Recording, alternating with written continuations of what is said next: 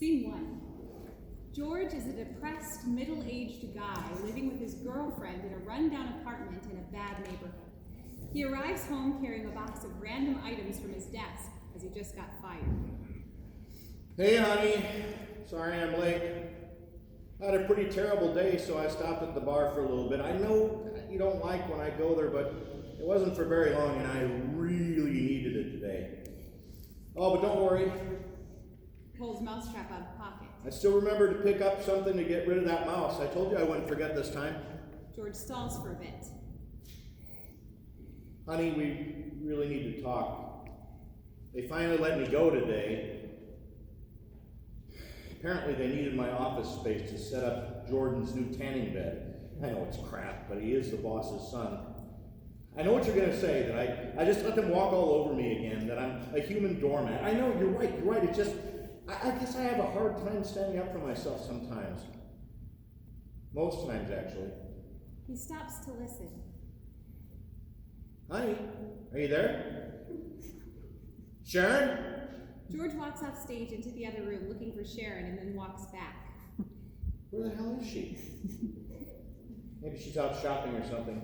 I did give her the rest of my paycheck this morning. He sees an envelope on the coffee table. What's this? He walks over to it, opens it, and starts reading a letter. Dear George, I'm really sorry to do this. Well, maybe just a little sorry. I'm leaving.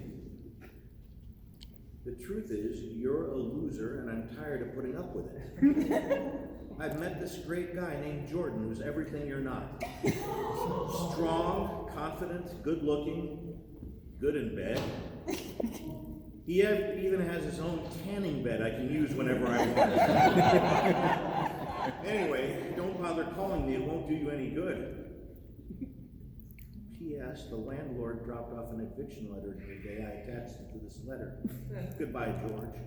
George is stunned and slowly starts panicking, crying. No, Sharon, you can't leave me. Not today. George starts crying into the eviction notice in his hand. Oh, this eviction notice still smells like her perfume. I hate my life.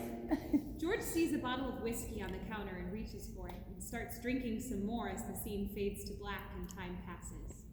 Scene 2. George is sitting on the floor with his hand in a bag of Oreos next to an almost empty bottle of whiskey. He is wallowing in self-pity and lost in thought when a small mouse suddenly jumps on his lap. He shrieks and jumps to his feet and turns to run away. But then, he stops and stares at the mouse as his rage starts to build inside him, and he throws the whiskey bottle on the floor, shattering it. You son of a bitch! You think you could just walk all over me too, don't you? My whole life, people have been using me as a doormat. But that ends here and now, starting with you. I'm gonna catch you if it's the last thing I do. The mouse sits up and stares at George, as if understanding his declaration of war, when suddenly George dives at him. Come here, you little bastard! George manages to get his hands around the mouse. Ha ha ha! Let's see Jordan do that with his stupid tanning bed. George tries to get a peek at the mouse, but as he opens his hands, the mouse quickly scurries away, but not before dropping a single mouse turd on George's head. Gross. Okay, you win that round. But you forget about this. George pulls up the mousetrap triumphantly. Sharon thought I forgot, but she was wrong. George stares off into the distance with a look of longing on his face. Sharon. I miss her already. The apartment is so quiet without her constantly yelling at me. The mouse squeaks, and George is snapped back to Right! The mousetrap. George looks around for some bait to use in the trap. The mouse is sitting quietly, watching. Cheese or peanut butter? Which one do you like more? He gives out both to the mouse, and he obviously goes for the peanut butter. Ha ha ha! You sealed your fate, buddy. He loads the mousetrap with the peanut butter and puts it on the kitchen floor.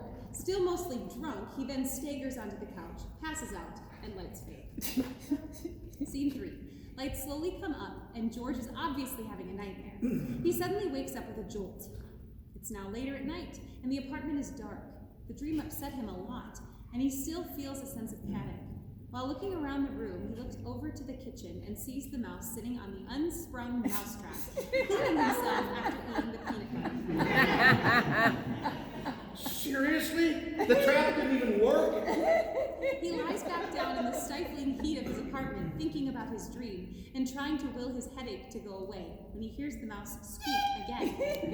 Suddenly, the mouse becomes the source of everything wrong and unfair in his life. In one swift motion, George jumps off the couch, grabs a paperweight out of the cardboard box of things from his desk, and smashes it down on the mouse, splattering blood and mouse parts everywhere. That's right! Who's laughing now? George sits back and rests against the kitchen counter when the spirit hallucination of the now human-sized mouse approaches and smacks him on the back of the head. What? Who are you? How'd you get in here? What the hell was that for? What? Who are you and how did you get in here? I'm the innocent mouse who just crushed you, jackass. What? You can't be a mouse. How come you can talk? Pretty cool, right? Do you have any more of that peanut butter lying around? Okay, I must have lost my mind then. Eating peanut butter with a spoon out of the jar. Probably. But if you know you're crazy, doesn't that mean you aren't really crazy?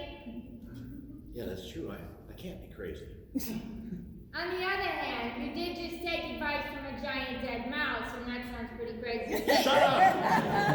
Oh, what? You'll kill me? Too late for that.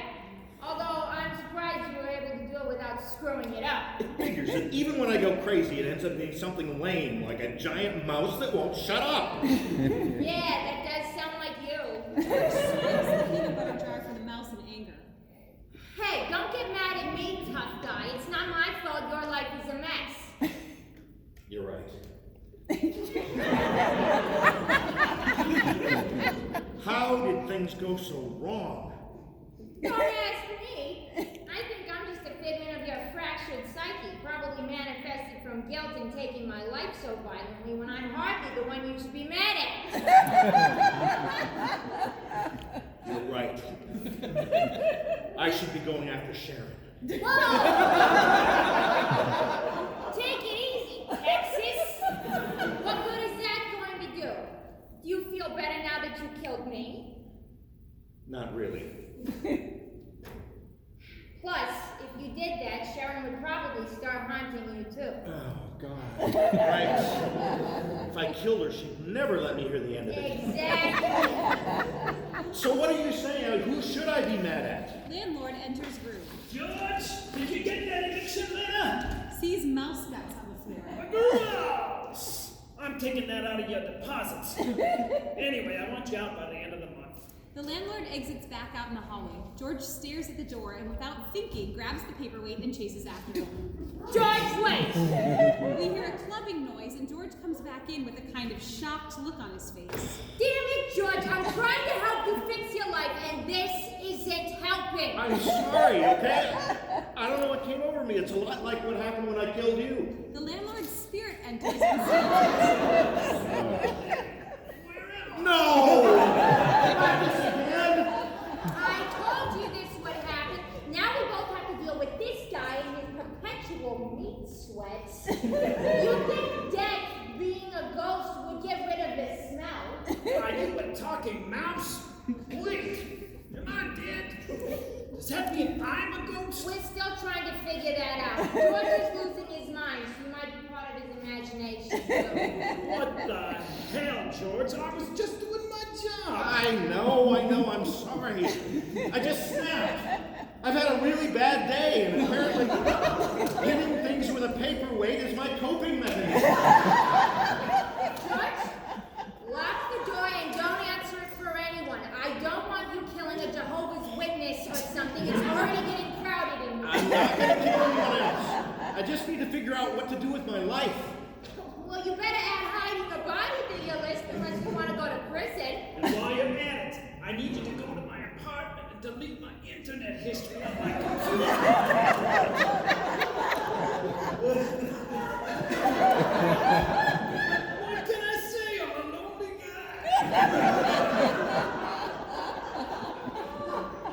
Okay, don't worry, I'll take care of everything. I'll hide your body, delete your internet history, and I'll come back here and clean everything up. Mouse, I know what you were getting at earlier. I need to take control of my life. Stop letting people take advantage of me. From this point on, no one controls my life except me. A stranger quietly creeps in the apartment behind George and hits him on the head with a cup. After George has already fallen down. Oh no, George! Look out! What's wrong with this guy? That's Creepy Joe, Apartment 307. He's behind on his rent too, so I guess he's trying to steal some stuff to pawn. George's spirit shows up next to the mouse and As if this day couldn't get any worse. Wait. If you're standing here, does this mean we are really ghosts? How come I can talk then? I assumed I was some kind of imaginary guide to help you or something, like a Dickens thing. Well, maybe I'm not dead. Maybe I'm just in a coma or something. This does take care of hiding the body, though. I just blame it on this guy. I'll just let him finish, and then I'll wake up and I'll call the cops, and there's nothing worth stealing in here anyway. That actually might work. Maybe things are finally looking up for you. Creepy Joe is still looking for something to steal and ends up in the kitchen where the mouse's body is and slips on the mouse board and cracks his head on the That sucks. You really do have bad luck. No! What the hell has happened? This can't be real! Suddenly, Creepy Joe's spirit joins the two. Hey man, sorry about trying to steal. Okay, that's it. I give up. You're on your own, George. The mouse leaves out the front door. George turns and looks at the other spirits who sheepishly grin at him. I hate my life.